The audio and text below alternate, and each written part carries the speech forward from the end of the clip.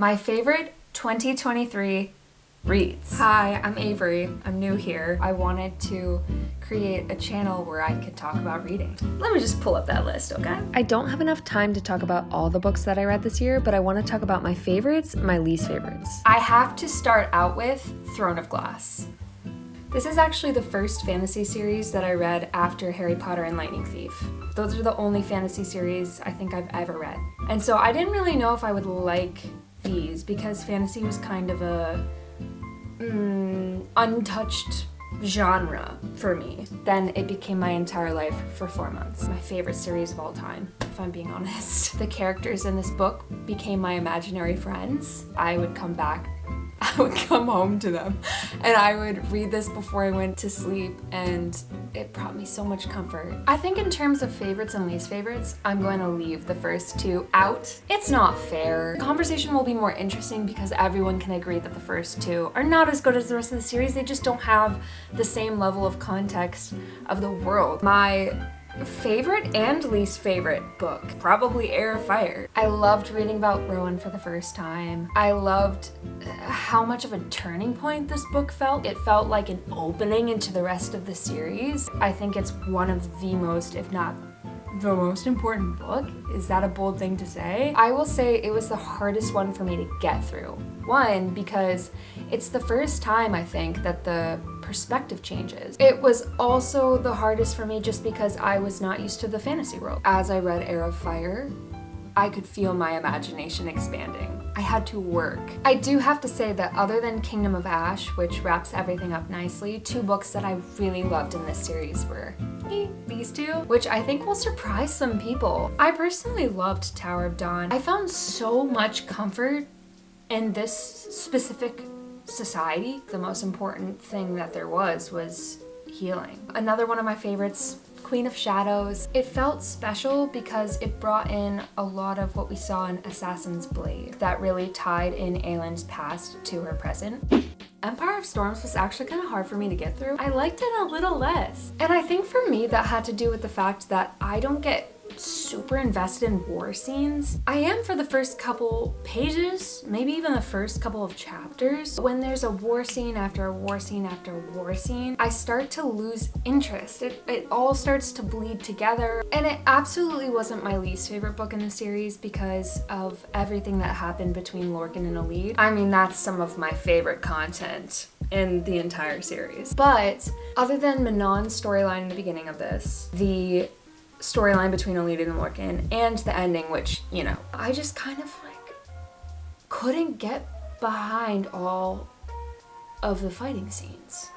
It lost my interest a little, okay? Don't be mad. But yeah, 10 out of 10 recommend. Most of these books were 5 stars. If anyone were to ask me what fantasy series I would recommend them, Throne of Glass by Sarah J. Maas would be it. Okay, 2 more books that I loved this year. Trevor Noah's Born a Crime, and I read When Breath Becomes Air by Paul Kalanithi. Man, I'm pretty sure both of these books made me cry. I'm gonna talk about Born a Crime first. I solely read this because I like Trevor Noah and because I didn't know that much about the South African apartheid. I loved this book. I did not expect to laugh as much as I did when I read this book.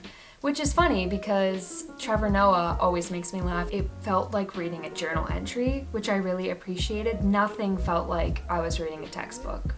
I very much went into it thinking, oh, this is gonna be about Trevor Noah. I didn't realize that there are so many universal themes that apply to everyone in this book. Okay, and then we have When Breath Becomes Air. When I tell you I sobbed, I was at a mall with my 2 friends and I said, oh, I have to finish. I'm so close to finishing this book, just let me read this. I was sitting in the middle of them and I just started bawling. Something that I appreciate a lot about this book is it never feels condescending. It felt like Paul was putting his own vulnerability on a selfless display for everyone to witness. It never felt like he was coming at it from an angle where he thought he knew more about life. I would not recommend this book to someone who is already feeling a little existential depressed. I would recommend this more for someone who is reflective but at a comfortable spot in their life.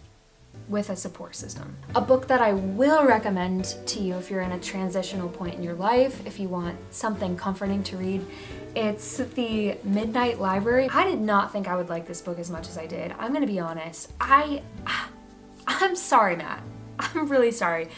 I read the comfort book. It was not for me, okay? I have friends who love that book. I did not feel like the writing style in that clicked with me. So I didn't know how I was gonna like this, but I had a friend give it to me and I gave it a go and I finished it in one night. The entire time I read this, it felt like a hug.